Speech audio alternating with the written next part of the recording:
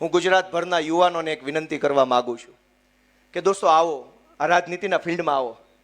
ક્યાં સુધી લાચારી ભર્યું જીવન જીવશું? અનેક લોકો લાચાર જીવન જીવે છે. પોલીસથી બીવે, મામલતદારથી બીવે, હોમગાર્ડથી બીવે, સોસાયટીના અધ્યક્ષથી બીવે, ગુંડાઓથી બીવે, બુટલેગરથી બીવે. દાખલો કઢાવો હોય તો ધ્રુજતા હોય અડધાક, મને આ સાહેબ કાંઈ કહી દેશે કે નહીં કહી દે. ક્યાં સુધી આવું લાચાર જીવન જીવવાનું છે?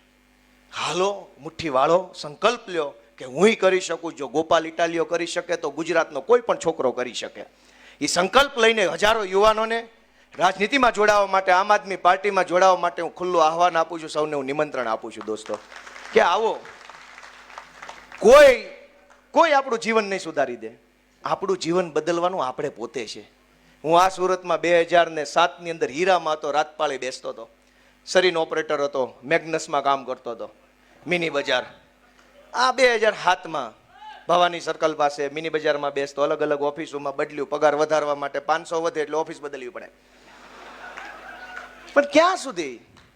ઈશ્વરે જેને તાકાત આપી છે, ઈશ્વરે જેને બળ આપ્યું છે, એ બધા યુવાનોને મારી વિનંતી છે કે આવો આમ આદમી પાર્ટીમાં, અને તમે બધાએ તમારું યોગદાન આપો. આમ આદમી પાર્ટીને મજબૂત બનાવો, ગુજરાતને મજબૂત બનાવો, લોકોનો અવાજ બનો, એ બધાને વિનંતી કરું છું. મિત્રો, આ ચૂંટણીની અંદર